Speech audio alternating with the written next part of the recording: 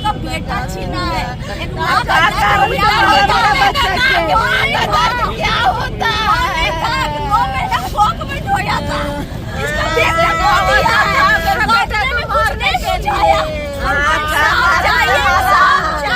ये बिलकते हुए आंखों से आंसू जो आप सुन रहे हैं, एक माँ की ममता, जो माँ बिलक बिलक कर रोते हुए अपने बेटे को वापस मांग रही है कि मेरा बेटा मुझे वापस कर दो। मैंने 9 महीने कोख में रखा था, तुमने ये भी नहीं सोचा। वो दर्द, वो आंसू बयां कर रहा है कि एक माँ से उसका बेटा छीन लिया गया, एक पिता से उसका बेटा छीन लिया गया, एक बहन से उसका भाई छीन लिया गया। ऐसे हैवान जो हमारे समाज में रहते हैं, जो इस तरह से निर्मम हत्या किसी का कर देते हैं, उनका एक बार रूह नहीं कांपता है किस तरह से वो लोग करते हैं। आप लोगों को बता दूं ये मामला आखिर क्या है। 3 महीने पहले स्टाफ क्वार्टर का सोनू कुमार राम लापता था, जिसकी रिपोर्ट थाने में लिखाई गई थी और जिला प्रशासन की ओर से लगातार उसे ढूंढा जा रहा था।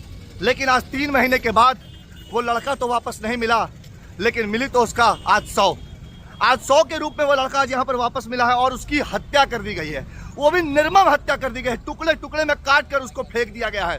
अभी प्रशासनिक जो है पुष्टि नहीं की गई है, पूरा 100 भी बरामद नहीं हुआ है। बाकी अभी प्रशासन की तरफ से पूरा जानकारी नहीं मिला है। लेकिन आखिर हमारे समाज के बीच में ऐसे हैवान आते कहाँ से हैं? इस तरह से ऐसे हैवानियत कर कैसे सकते हैं? एक बार भी उसका रूह नहीं कांपा कि वो भी किसी का औलाद है, वो भी किसी का बच्चा है। आप इस तरह से किसी की हत्या कर सकते हैं? और कैसे आपकी एक बार रूह नहीं कांपी कि आपने किसी का औलाद को छीन लिया, आपने किसी के बच्चे को छीन लिया? उनके दिल में इतना डर भी नहीं है कि वो हमारे समाज के बीच में रह के इस तरह का कांड कर सकते हैं।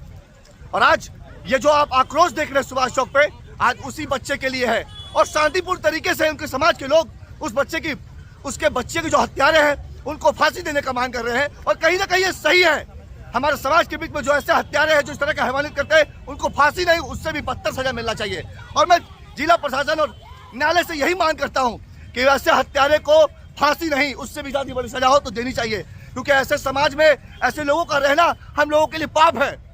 कोई ऐसा कैसे कर सकता है? आप अपनी आपसी रंजिश के चक्कर में किसी को मौत के घाट उतार देंगे, आप उसको इस तरह से टुकड़े टुकड़े हिस्से में काट कर फेंक देंगे, और आप उसके बाद भी समाज के बीच में आराम से घूम रहे हैं जैसे कि मानो आप कोई आरोपी नहीं है।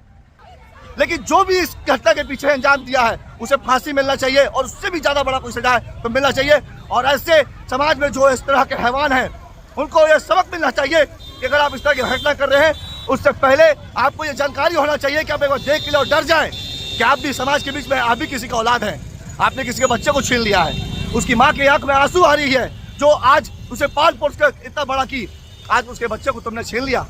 आखिर वजह क्या था जो तुमने उसके आंखों के आंसू को आज बढ़ाने का काम किया है? लगातार 3 महीने से उसकी माँ रो रही थी कि मेरा बेटा वापस आ जाए, मेरा बेटा वापस आ जाए। लेकिन 3 महीने से उसका बेटा तो वापस नहीं आया, आया तो वापस उसका 100।